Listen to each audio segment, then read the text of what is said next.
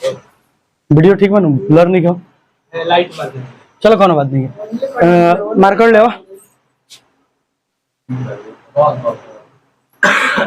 Sodium bicarbonate का उत्पादन, sodium bicarbonate का उत्पादन।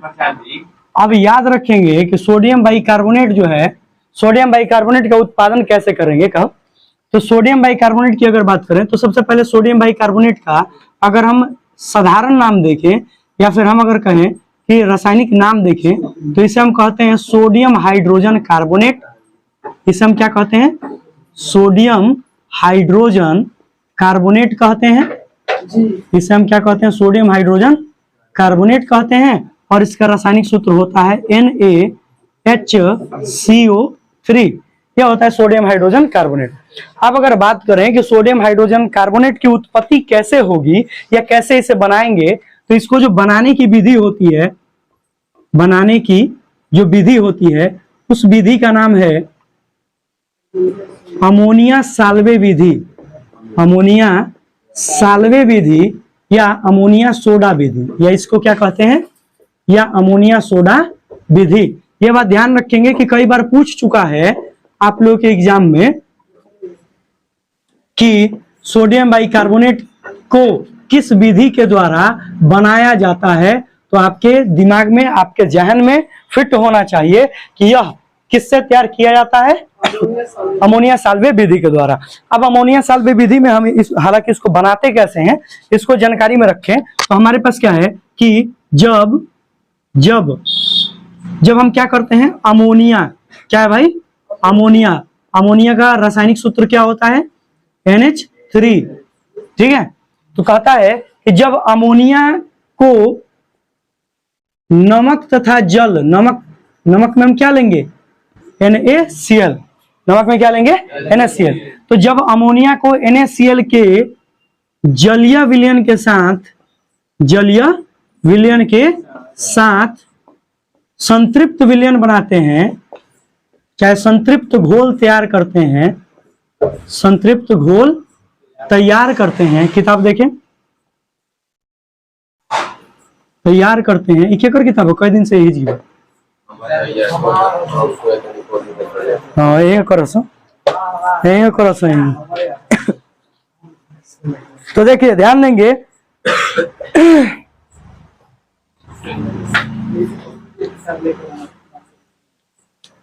तैयार करते हैं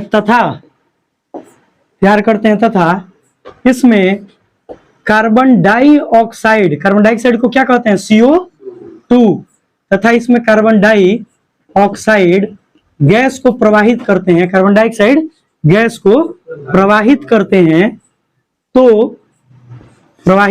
हैं तो हमें क्या प्राप्त होता है, तो सोडियम बाइकार्बोनेट की प्राप्ति होती है। तो किसकी प्राप्ति होती है, सोडियम बाइकार्बोनेट की प्राप्ति होती है। बहुत ही इंपॉर्टेंट है, कई बार एग्जाम में पूछ चुका है, सोडियम बाइकार्बोनेट की प्राप्ति होती है। ये बात ध्यान में रखेंगे और फिट रखेंगे दिमाग में। कैसे कैसे क्या क्या किए हैं याद रखेंगे। जब अमोनिया उसके साथ क्या लिए हैं, नमक तथा जल, जब अमोनिया उसके साथ क्या लिए हैं, नमक तथा जल, उसका संतृप्त विलयन बनाएंगे और उस संतृप्त विलयन में कार्बन डाइऑक्साइड गैस को जैसे हम छोड़ेंगे तो उसके फलस्वरूप हमें किस गैस की प्राप्ति, हमें किस पदार्थ की प्राप्ति होगी, सोडियम बाइकार्बोनेट की। उसे ही हम क्या कहेंगे, खाने वाला सोडा, और उसे ही हम क्या कहेंगे, सोडियम हाइड्रोजन कार्बोनेट। क्लियर है, ये बात ध्यान रखना है।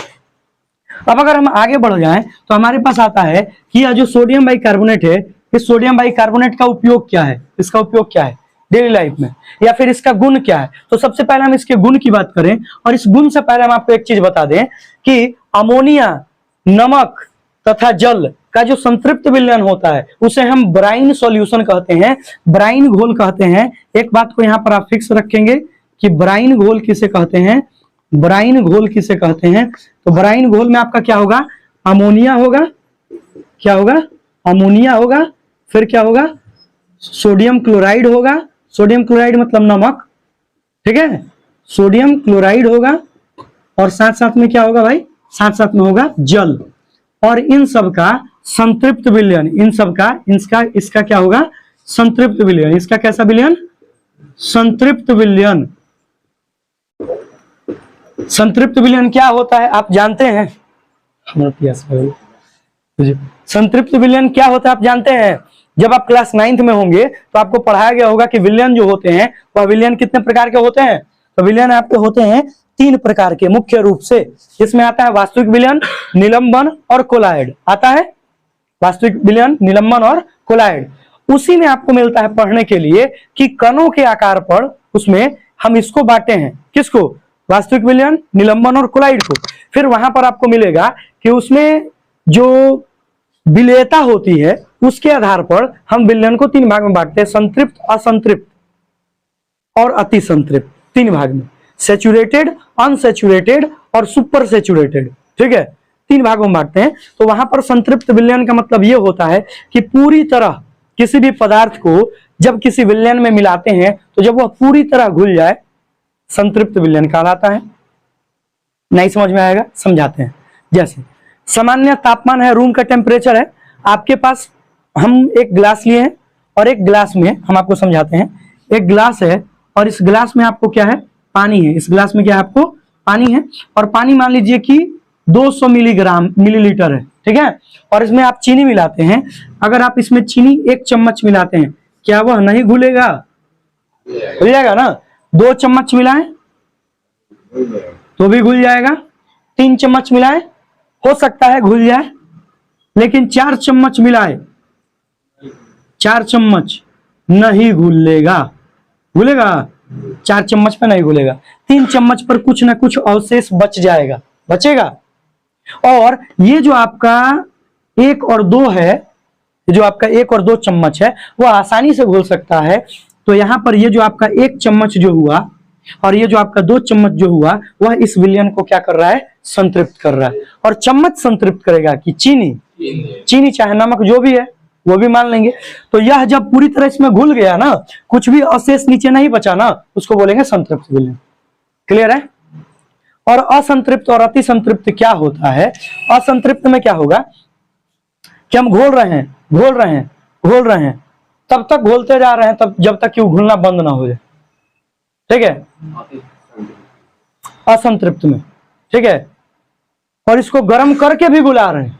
अब घुलना बंद हो गया, अब उसको गर्म कर रहे हैं। हाई तो हम इसको गर्म, बाहर से तापमान नहीं ना दे रहे हैं, रूम टेम्परेचर पर है, लेकिन इसमें हम तापमान दे रहे हैं और तब इसको घुला रहे हैं, तो वो होगा अति संतृप्त।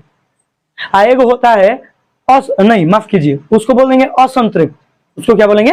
असंतृप्त। अति संतृप्त क्या होता है? अति संतृप्त में ये जो इसका मान जो है ना कि 2 चम्मच तक ही घोल सकता है चीनी, कि 2 चम्मच पर ही संतृप्त हो गया, तो इससे हम एक को दाना अगर बढ़ा दिए, चीनी का बढ़ा के घुला दिए, तो वो विलयन अति संतृप्त कहलाएगा।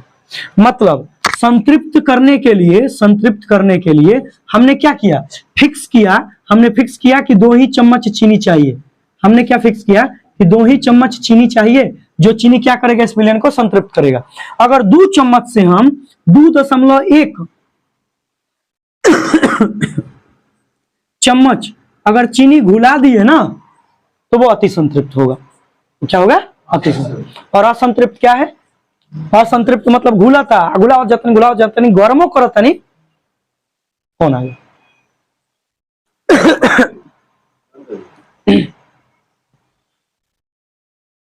वीडियो में देखो 2 डॉट चलत हुई, 2 डॉट बा, कहीं लौकत ऊपर चाहे नीचे, ऊपर वाला के टिप, डॉट वाला के टिप खाली, बीच वाला ललका के ना डॉट, कहीं 2 लाइन लौकत है, 2 लाइन हो गए। ठीक है, कौन दिक्कत है, वो वीडियो सेव होगा। तो संतृप्त विलयन का मतलब समझ लिए, असंतृप्त भी समझ लिए, अति संतृप्त भी समझ लिए। हाई अगर एगो डिब्बा है, इस डिब्बे में अगर हम 1 किलो चीनी घोल दें तो ऐसा नहीं है कि नहीं घुलेगा, घुलेगा। इसको गर्म कर करके घुलाएंगे, चीनी का पाक बना देंगे, तो वो जो विलयन हुआ अति संतृप्त हुआ। अब हम इसमें केवल 1 चम्मच चीनी घोल दे, चाहे 2 चम्मच घोल दे, 3 चम्मच चीनी घोल दे, 4 चम्मच घोल दे, अब एक ऐसा टाइम आया कि उससे ज्यादा अब चीनी नहीं घुल सकता, माने 5 चम्मच से ज्यादा चीनी में नहीं घुल सकता, ऐसा टाइम आ गया। तो 5 चम्मच से पहले वाला जो चीनी घुला गया है वो इस विलयन को क्या कर दिया? संतृप्त। और उस 5 चम्मच से अगर आप थोड़ा सा भी ज्यादा घुला दिए, 5.1 चम्मच, तो वो अति संतृप्त हो गया। क्या हो गया? अति संतृप्त। असंतृप्त का मतलब तापमान दे दे के ठूस ठूस के घुलावत नहीं होगा, जितना हो गया। ठीक है, ये बात ध्यान रखेंगे। आगे बढ़ते हैं।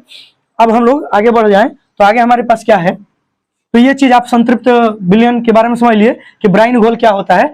तो अमोनिया, सोडियम क्लोराइड और जल का जो संतृप्त विलयन होता है वही हमारा क्या कहलाता है?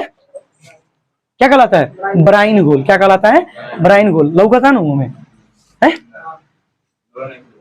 अरे वो हमने के लोग कोनो बात नहीं किया, हाई आवत ना, हाँ कोनो दिक्कत नहीं है। अब देखिए क्या है भाई, इसके हम गुणधर्म की बात कर रहे हैं। किसके गुणधर्म की बात कर रहे हैं?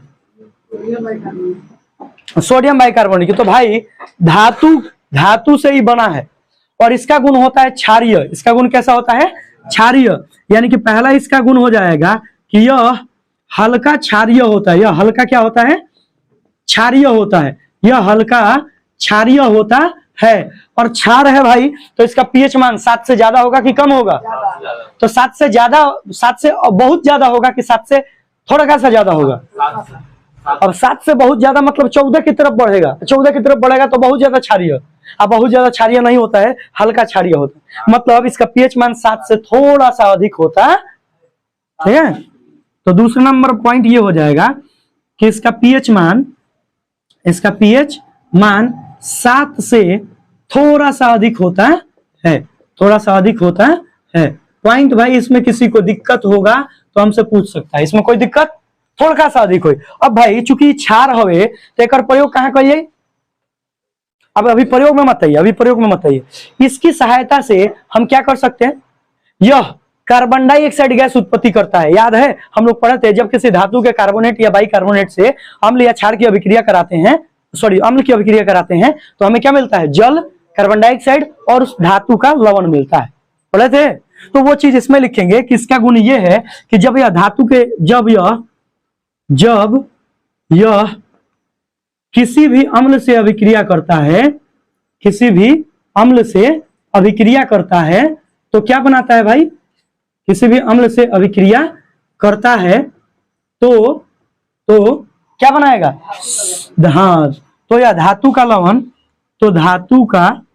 लवण साथ साथ नीचे को लिया CO2 गैस और जल की प्राप्ति कराता है। इसमें किसी को दिक्कत नहीं होना चाहिए। बोलिए, दिक्कत है? यहां तक क्लियर है? बोला क्लियर बनू? चलो आगे बढ़ चलो जाओ। तो इसके बाद अगला पॉइंट है हमारे पास, चौथा नंबर पॉइंट है आपके पास। इसके गुणधर्म में ही हम रहेंगे अभी। चौथा नंबर पॉइंट हम ये कह सकते हैं कि इसको गर्म करने पर, किसको भाई? सोडियम बाइकार्बोनेट को। इसको गर्म करने पर किसकी प्राप्ति होती है? सोडियम कार्बोनेट की प्राप्ति होती है। किसकी प्राप्ति होती है? सोडियम कार्बोनेट की। नीचे आई के, ठीक बात, सोडियम कार्बोनेट की प्राप्ति होती है। इसको गर्म करने पर भाई क्या मिलेगा? सोडियम कार्बोनेट की प्राप्ति होती है। अब इसका हम इक्वेशन लिख रहे हैं। इसका हम क्या लिख रहे हैं? इक्वेशन, समीकरण। इसका हम समीकरण देखते हैं। समीकरण क्या होगा? यह हो गया आपको सोडियम बाइकार्बोनेट NaHCO3, और इसको जब भाई हम गर्म करेंगे, NaHCO3 को जब हम गर्म करेंगे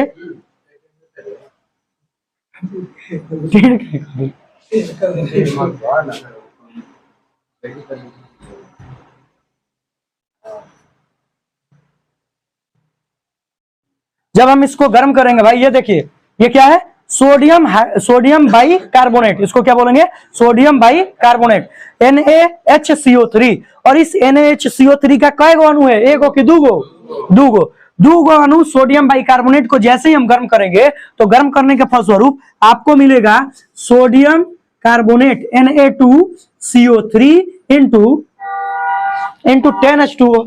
इनके साथ में प्लस में H2O होगा और प्लस में CO2 मिलेगा। ठीक है, तो ये हमारा कहलाता है सोडियम कार्बोनेट। ये हमारा क्या कहलाता है? Sodium carbonate. तो ये इसका गुण है, किसका? सोडियम बाइकार्बोनेट का, कि पहला गुण ये है कि यह हल्का क्षारीय होता है, पीएच मान 7 से थोड़ा अधिक होता है। यह किसी भी अम्ल के साथ अभिक्रिया करके धातु का लवण, कार्बन डाइऑक्साइड और जल बनाता है और इसको गर्म करने पर सोडियम कार्बोनेट की प्राप्ति होती है। और ये इसका क्या हो गया, गुण धर्म हो गया। अब आपके पास है भाई कि सोडियम बाइकार्बोनेट का उपयोग कहाँ है, तो चलिए इसके उपयोग को हम लोग देखते हैं कि सोडियम बाइकार्बोनेट का उपयोग कहाँ कहाँ है। ठीक है, सोडियम बाइकार्बोनेट का उपयोग देखते हैं। तो देखिए सोडियम बाइकार्बोनेट का उपयोग, सोडियम बाइकार्बोनेट का उपयोग, सोडियम बाइकार्बोनेट का उपयोग। अगर बात करें भाई कि सोडियम बाइकार्बोनेट का उपयोग क्या है, what is the usages of sodium bicarbonate, तो सोडियम बाइकार्बोनेट का उपयोग हमारे दैनिक जीवन में बहुत प्रकार से है।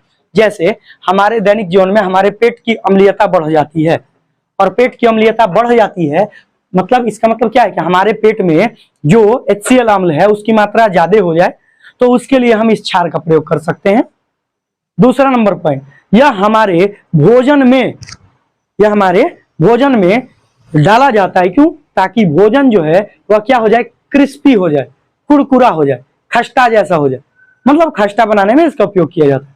इसके साथ साथ इसका उपयोग बेकरी उद्योग में करते हैं, पाव रोटी में करते हैं, टार्ट्रिक अम्ल के साथ मिलाकर करते हैं, ताकि केक जो है उसका स्वाद कड़वा ना लग के कैसा लगे, मीठा।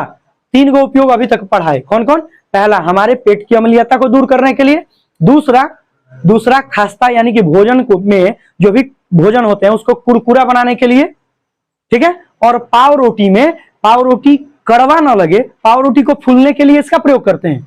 क्योंकि पाव रोटी में जब इसको डालते हैं ना भाई, तो ये क्या करता है, कार्बन डाइऑक्साइड गैस निकालता है, और कार्बन डाइऑक्साइड गैस के कारण पाव रोटी फूलता है। तो केवल फूलना ही पाव रोटी के लिए जरूरी तो नहीं है, वो कड़वा, अब इसके प्रभाव से कड़वा भी तो लगेगा, हल्का कड़वा। तो इसलिए उस कड़वाहट को खत्म करने के लिए उसमें हम लोग टार्ट्रिक अम्ल मिला देते हैं, और इमली में टार्ट्रिक अम्ल पाया जाता है, पढ़े हैं। और उस टार्ट्रिक अम्ल के प्रभाव से वो हमारा जो केक या फिर पाव रोटी जो होता है वो मीठा होता है। इसके अलावा इसका उपयोग कहाँ होता है, तो इसके अलावा इसका उपयोग प्रयोगशाला में, माफ कीजिए प्रयोगशाला में नहीं, सोडियम बाइकार्बोनेट से सोडियम कार्बोनेट बनाने के लिए इसका उपयोग करते हैं। चौथा उपयोग हो गया। पांचवा उपयोग, इसका उपयोग हम अग्निशामक यंत्र में, फायर एक्सटिंग्विशर में, 2 चीज है, एक है फायर ब्रिगेडर और एक है फायर एक्सटिंग्विशर। एक होता है अग्निशमन, ठीक है। अग्निशमन जो होता है उसमें सोडियम बाइकार्बोनेट होता है और सल्फ्यूरिक अम्ल होता है। उसके अभिक्रिया करने से ही कार्बन डाइऑक्साइड गैस निकलता है। क्योंकि हम अभी देखें कि धातु के कार्बोनेट या बाइकार्बोनेट की अभिक्रिया किसी भी अम्ल से कराएंगे, कार्बन डाइऑक्साइड गैस निकलेगा। तो हम सल्फ्यूरिक अम्ल लेते हैं और साथ साथ में सोडियम बाइकार्बोनेट लेते हैं, और इसके बीच जब रिएक्शन कराते हैं तो कार्बन डाइऑक्साइड निकलता है, और उस कार्बन डाइऑक्साइड गैस से हमारा जो जलने वाला पदार्थ है, वह जल रहा जो पदार्थ होता है उस पर उस कार्बन डाइऑक्साइड गैस जाने के बाद कार्बन डाइऑक्साइड चारों तरफ से घेर लेती है और बुझ जाता है आग। क्लियर है। ध्यान रखेंगे कि यहाँ पर अब इसके अलावा हम आपसे बोले एक फायर ब्रिगेडर। फायर ब्रिगेडर क्या होता है, वो होता है ना, फायर ब्रिगेडर वो होता है पानी वाला, आग पानी से भी बुझाया जाता है ना, वो फायर ब्रिगेडर है। और ये इसको हम फायर एक्सटिंग्विशर कहते हैं, अग्निशामन कहते हैं, अग्निशामक यंत्र कहते हैं, ठीक है। तो ये इसके हम टोटल 5 उपयोग पढ़े। क्लियर है, पांचों दिमाग में फिट होना चाहिए। पहला उपयोग क्या पढ़े हम कि इसका उपयोग पेट की अम्लीयता को दूर करने के लिए करते हैं।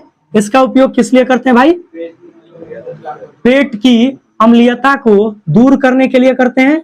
अम्लीयता दूर करने के लिए इसका उपयोग करते हैं। इसका क्या करते हैं भाई, उपयोग करते हैं।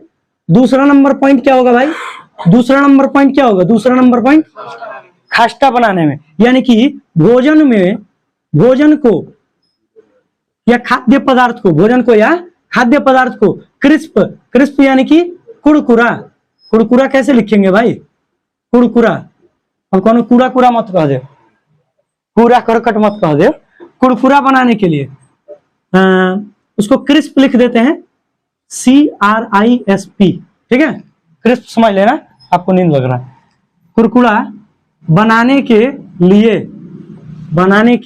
लिए इसका उपयोग करते हैं। तीसरा नंबर हमें अभी पॉइंट क्या बोले भाई, इसका उपयोग बेकरी उद्योग में, बेकरी उद्योग कहते हैं, पाव रोटी को पाव रोटी नहीं कहता है, कहता है बेकरी उद्योग में टार्ट्रिक अम्ल के साथ, किसके साथ भाई, टार्ट्रिक अम्ल के साथ मिलाकर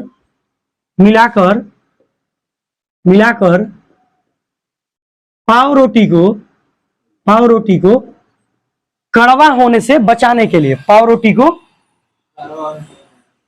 कड़वा होने से बचाने के लिए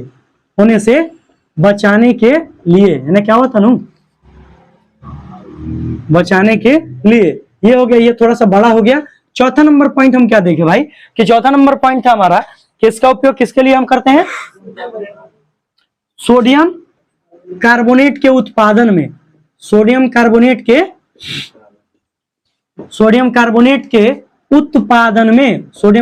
के उत्पादन में। और इसके अलावा भाई इसका उपयोग हम कहाँ करते हैं, तो इसके अलावा भाई लास्ट जो हमारा उपयोग है, वह लास्ट उपयोग हमारा क्या है, हम कहेंगे अग्निशामक यंत्र में। कहां पर भाई, अग्निशामक यंत्र में। जानते हैं आपके किताब में अग्निशामक यंत्र के बारे में दिया है, तो अग्निशामक यंत्र में क्या क्या होता है देख लेते हैं। देखिए, अग्निशामक जो यंत्र होता है, इस अग्निशामक यंत्र में हमारा सोडियम बाइकार्बोनेट होता है। क्या होता है, सोडियम बाइकार्बोनेट होता है, सोडियम बाइकार्बोनेट होता है, ये इसको NaHCO3 कहेंगे। और साथ साथ में होता है भाई सल्फ्यूरिक अम्ल, साथ साथ में क्या होता है भाई, सल्फ्यूरिक अम्ल। और ये जब अभिक्रिया करते हैं भाई तो क्या बनता है, हमारे पास जो चीज उत्पाद के रूप में मिला ना, हम उस पर ध्यान देंगे। कार्बन डाइऑक्साइड गैस मिला, हम उस पर ध्यान देते हैं। NaCO3 की अभिक्रिया जब H2SO4 से होगी भाई, तो हमारे पास मिलेगा, उसको हटाओ कि क्या बन रहा है क्या नहीं, उससे हटाओ, उससे हमको मतलब नहीं है, ठीक है। यहाँ पर चलो लिख देते हैं NaHSO4 सोडियम हाइड्रोजन सल्फेट बनेगा, साथ साथ में CO2 बनेगा और साथ साथ में जल बनेगा। क्लियर है, तो सोडियम हाइड्रोजन सल्फेट यानी सोडियम बाइसल्फेट, और सोडियम बाइसल्फेट यानी नमक, है ना। क्लियर है, कैसा नमक होगा, कैसा लवण होगा, अम्लीय लवण होगा, अम्लीय लवण होगा। हाइड्रोजन है कि नहीं है, ये अम्लीय लवण होगा। क्लियर है, और OH रहता तो भस्मीय लवण, भस्मीय लवण। क्लियर है आगे बढ़ जाए भाई, आगे। अब हम अगर आगे बढ़ते हैं तो आगे हमारे पास आता है, चलिए ये खत्म हो गया, इसका उपयोग भी खत्म हो गया, ठीक है। अब हमारे पास है सोडियम कार्बोनेट का उत्पादन। अगला क्या है, सोडियम कार्बोनेट का उत्पादन। सम्मान से इंक ले आओ, दोनों ब्लैक और ब्लू। अगला भाई सोडियम कार्बोनेट का उत्पादन, ये वाला भी थोड़ा सा इंपॉर्टेंट है भाई, सोडियम कार्बोनेट का उत्पादन। देखो भाई, सोडियम कार्बोनेट के अगर हम उत्पादन की बात करें तो इसके लिए भी वही प्रोसेस है, यही प्रोसेस है। हम आपसे अभी ना बोले, इधर कुछ समय पहले यहाँ पर लिखवाए थे कि इसको गर्म करने पर सोडियम कार्बोनेट बनता है। इसका मतलब यह है कि सबसे पहले हमें सोडियम बाइकार्बोनेट बनाना पड़ेगा, और सोडियम बाइकार्बोनेट से हमें सोडियम कार्बोनेट की प्राप्ति होगी। कब, जब हम उसे गर्म करेंगे तब। और जब उसे गर्म करने के बाद उसमें रवाकरण का जल डालते हैं, रवाकरण का जल डालते हैं, तो उस रवाकरण के जल डालने के बाद ही वो बनता है धोबिया सोडा, धोवन सोडा। याद रखेंगे, कभी कभी कंफ्यूजन बहुत ज्यादा होता है। धोवन सोडा का फॉर्मूला Na2CO3 × 10H2O होता है, और सोडियम कार्बोनेट का फॉर्मूला केवल Na2CO3 होता है। इस बात की जानकारी रखेंगे, दोनों में अंतर है। क्लियर है, एक है सोडियम बाइकार्बोनेट, एक है सोडियम कार्बोनेट, ठीक है, एक है धोवन सोडा, ठीक है, तीनों अलग अलग है। और धोवन सोडा को ही हम सज्जी कहते हैं। क्या कहते हैं, सज्जी। इस बात की जानकारी रखेंगे। और अभी हम आपको बोले कि जब रवाकरण के जल के साथ मिलाते हैं तो वहां पर बनता है 10H2O, Na2CO3 × 10H2O। ओ अब यह 10H2O है ना जो भाई, इसको जब हम वायुमंडल में रखते हैं तो धीरे धीरे धीरे धीरे उसमें का 9 गो जल का अणु वायुमंडल में निकल जाता है, वाष्प हो जाता है। और जब 9 गो अणु जब वाष्प के रूप में भाई निकल जाता है, जब 9 गो अणु वाष्प के रूप में निकल जाता है, जब डालते हैं तो उस प्रक्रिया को भाई कहते हैं उत्फुलन, एफ्लोरेसेंस बोलते हैं उसको, इंग्लिश में क्या बोलते हैं? उत्फुलन कहते हैं।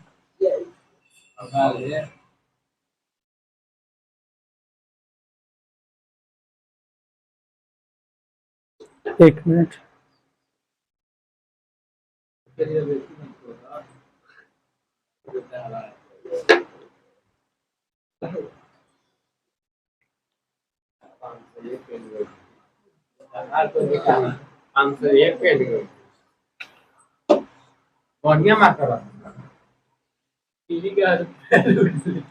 लूटे के ना वो पूरा इतना बाहर गिरा दियो, करके इतना डाल देगी, फेंक देंगे, भवा को जाएंगे एक बार दिखाई बच्चों। हे हरि रामकृष्ण जगन्नाथम प्रेमानंद, ये क्या हुआ, बर्बाद कर दिए। चलिए देखिए, चलिए तो यहां पर आपको क्या पढ़ना है अब? सोडियम कार्बोनेट का उत्पादन, सोडियम कार्बोनेट का उत्पादन। तो सिंपल सा है, हम उतना नहीं लिखेंगे, सीधे लिखते हैं कि इसका फॉर्मूला क्या होता है, इसका रासायनिक सूत्र क्या होता है भाई?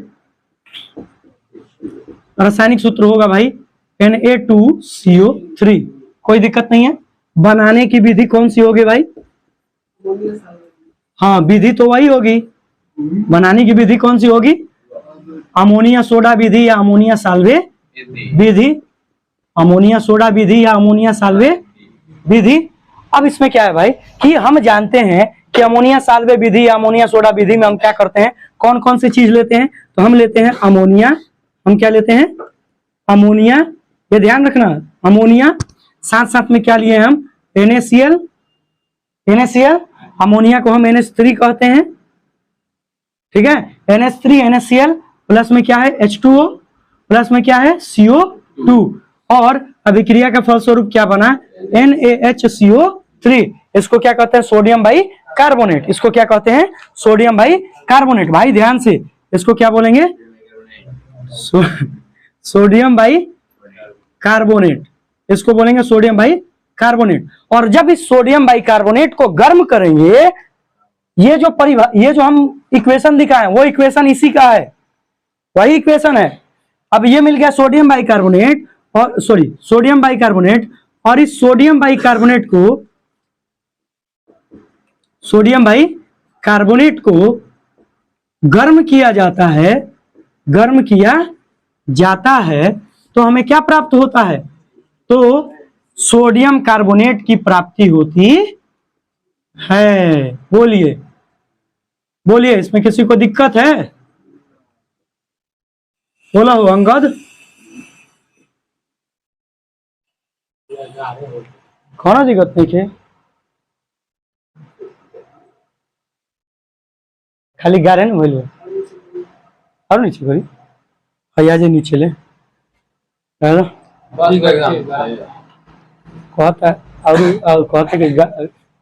कहता कि गाढ़े हो गए। सोडियम कार्बोनेट की प्राप्ति होती है। मैं चलू ना, अब देखिए सोडियम कार्बोनेट की प्राप्ति हो गई, यानी कि अब इस अभिक्रिया को हम दिखाते हैं भाई। ये NaHCO3 है। अंगद कुमार बबुआ का हवे? NaHCO3 को क्या बोलते हैं? Sodium bicarbonate. और इसको करना है अभी गर्म, और गर्म करने के लिए यहाँ पर ये चिन्ह दिया जाता है डेल्टा, इसको बोलते हैं डेल्टा। डेल्टा का मतलब उष्मा का प्रतीक है। और जब हम इसको गर्म करेंगे हो जाएगा ना, रगड़ डंटा में उठ डंटा में रगड़ रहो। अरे इतना बड़न से कौन से रगड़वा लो। देखो NaHCO3 को गर्म करते हैं तो हमें क्या प्राप्त होता है? Na2CO3 प्लस CO2, और प्लस में क्या मिलता है? H2O। क्लियर है? और ये आपको Na2CO3 जो मिला, इसी को कहेंगे सोडियम कार्बोनेट ना। अब एकरा के जब जल के रवाकरण के जल के साथ अभिक्रिया करब मिलब तब जाके बनी धोवन सोडा। बहुत किताब में गड़बड़ा दिल बा। धोवन सोडा भी एकरे के कहेला बहुत किताबों में। धोवन सोडा के धोवन सोडा कहले जाला, बहुत जगह गड़बड़ैले बा। कौन प्लस माइनस से तारा मतलब नहीं कर रखे के। सोडियम 2 गो बा तहे सोडियम 2 गो बा, कार्बन डाइऑक्साइड में 3 CO3 एगो बा, CO3 एगो बा, बाचल H हाइड्रोजन 2 गो, बाचल हाइड्रोजन H 2 गो, तो 2 गो हाइड्रोजन H। अच्छा CO3 का गो बा? 2 गो बा। CO3 का गो बा? 2 गो बा। तो एगो CO3 तो हमें बा, एगो CO3 में से CO2 हेजा निकल गइल बा, एगो ऑक्सीजनवा हाइड्रोजन के साथ जुड़ के H2O बना देल।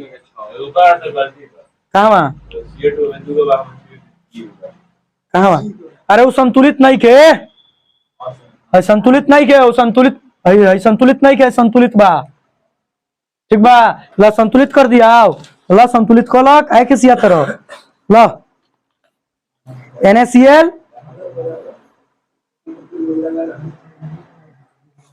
इसके साथ साथ आपको बनेगा NH4Cl। ला अब संतुलित हो गए, मिला लो तो, मिलाओ मिलाओ तो बबुआ, मिलाओ उलू, मिला लो मिल गए। हाय हाय हाय हाय हाय H2O में गड़बड़ाता रहो, हाइड्रोजन H की 2 गो बा। ठीक बा, हमें हाइड्रोजन 4 गो बा ना 5 गो बा, 4 गो हेम में एगो हेम में 5 गो बा। तो चलो एक का संतुलित कर लो। हमें हाइड्रोजन हमें अमोनिया H की कय गो बा, हाइड्रोजन हमें कय गो बा, 3 गो बा, 3 गो H की बा, 2 गो H की बा, 5 गो ना भइल, 4 गो हेम एगो हेम में 5 गो ना भइल।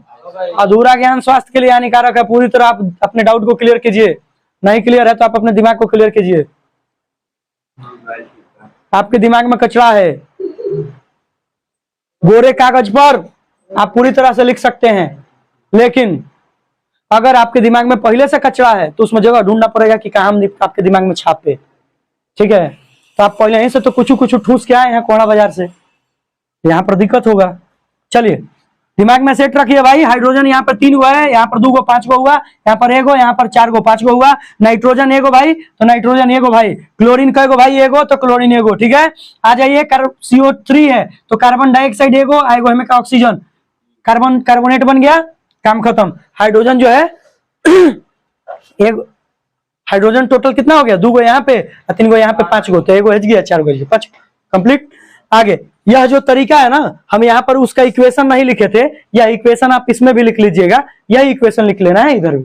ठीक है, इसमें और ये जो हम लिखे हैं ना बनाने की विधि में, तो ये हम स्टेटमेंट लिख दिए, ये इक्वेशन हुआ भाई, इधर भी लिख देना। ठीक है, आगे भाई अब सुनो, क्या इसको गर्म किया तो क्या मिल गया, सोडियम कार्बोनेट। क्या मिल गया, सोडियम कार्बोनेट। जब सोडियम कार्बोनेट को, जब सोडियम कार्बोनेट को रवाकरण के जल, जब सोडियम कार्बोनेट को रवाकरण से धोते हैं, जब सोडियम कार्बोनेट को रवाकरण से धोते हैं तो हमें क्या मिलता है, धोना कैसे होगा जी, ऐसे ऐसे होगा का, है ना, धोना, धोते हैं तो हमें क्या प्राप्त होता है, धोवन सोडा प्राप्त होता है। बोला धोवन सोडा प्राप्त होता, इस धोवन सोडा को ही हम क्या कहते हैं भाई, सज्जी। क्लियर है। अब बात भाई यहां तक ही क्लियर नहीं हुआ, यहां तक ही क्लियर नहीं हुआ। अब बात आता है भाई कि अब आपके पास चलिए धोला के दिखा देते हैं। ठीक है, तो यहां पर क्या होगा कि जब आप रवाकरण के जल के साथ अभिक्रिया कराएंगे तो नीचे वाले क्या होगा, उखड़ जे पूरे पूरी उखड़ जे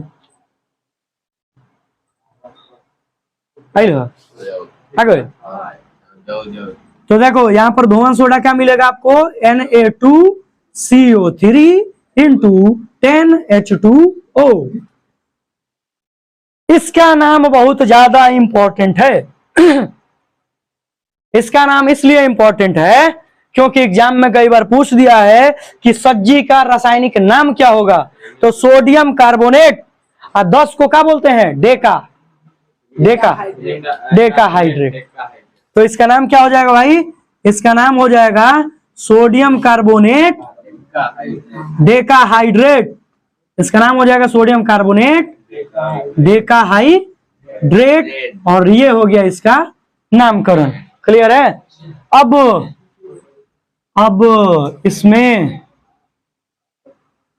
अब इसमें देखेंगे, ठीक है।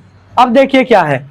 अब भाई जब हम इस सोडियम कार्बोनेट डेकाहाइड्रेट को वायुमंडल में छोड़ते हैं तो कुछ समय के पश्चात इसमें जो रवाकरण के 10 जल के अणु हैं उसमें से 9 गो जल का अणु वायुमंडल में निकल जाता है, वाष्पित हो जाता है, और 1 गो अणु जल का बचता है।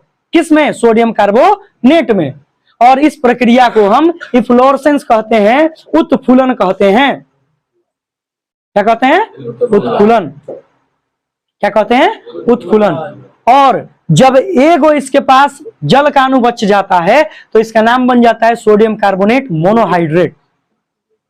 लिखते हैं, समझाते हैं। यहां पर देखिए, पहले तो इसका हम लोग लिख लें उपयोग, चाहे पहले इसका गुण देख लेते हैं। गुण देख लेते हैं भाई।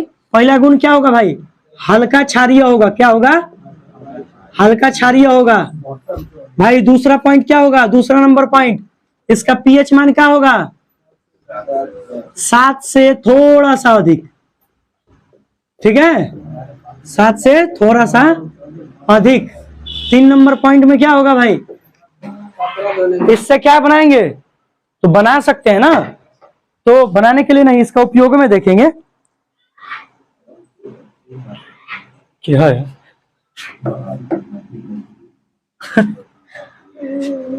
अनाद्र सोडियम कार्बोनेट को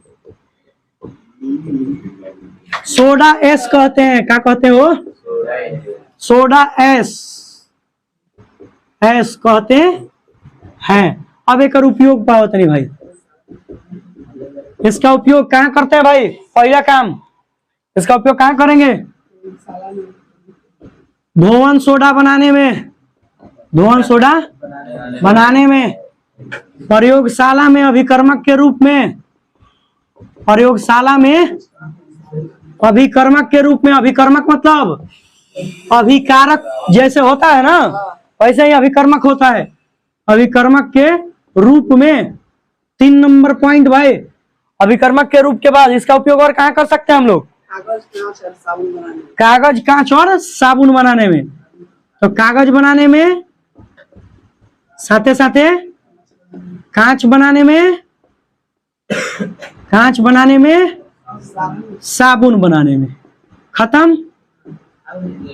और क्या है, हो ये तो बहुत इंपॉर्टेंट है। जल में बबुआ, जल 2 प्रकार का होता है, वो होता है कठोर जल, एक होता है मृदु जल।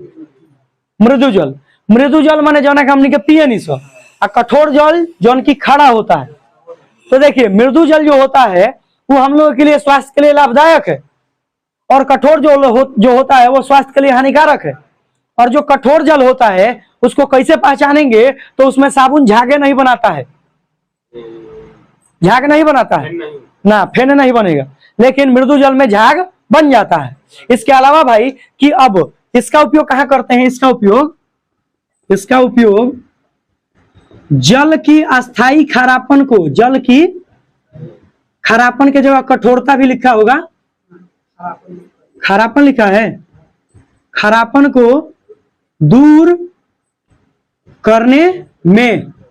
क्लियर है, सोडियम कार्बोनेट कहाँ हुए, सोडा एस के। ठीक है, आगे भाई अब सुनो, हेजगी हाइजन भाई बोलनी है अभी, उत्फुलन, उत्फुल्लन, इफ्लोरेसेंस, EFFLORS। कहीं स्पेलिंग देखता हुआ इफ्लोरेसेंस के, EFFLORS RES इफ्लोरेसेंस। चलिए देखिए, समझते हैं। कहता है कि जब धोबिया सोडा को, धुआं सोडा को वायुमंडल में खुला छोड़ देते हैं, क्या करते हैं, खुला छोड़ देते हैं, तो वह अपने रवाकरण के, काची के, वो रवाकरण के 9 अणु, कई गो अणु, 9 अणु जल का त्याग कर देती है, 9 अणु जल का त्याग कर देती है, तथा 9 अणु जल का त्याग कर देती है, तथा इस प्रकार प्राप्त जो पदार्थ होता है,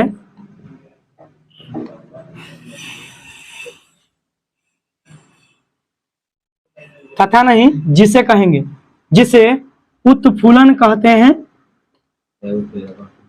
उत्फुलन कहते हैं। और इस प्रक्रिया से प्राप्त उत्पाद क्या होता है, सोडियम कार्बोनेट मोनोहाइड्रेट होता है, सोडियम कार्बोनेट मोनोहाइड्रेट, एगो के कहल जाला मोनोहाइड्रेट प्राप्त होता है। वीडियो कैसा लगा आपको कमेंट में जरूर हमें बताएं। अगर आप इस चैनल पे नए हैं तो प्लीज इस चैनल को सब्सक्राइब करें, दोस्तों के साथ सब्सक्राइब ना करें, हाँ चलो सही है, और दोस्तों के साथ शेयर ना करें, अपने पास तक ही सीमित रखें, लाइक भी मत करें।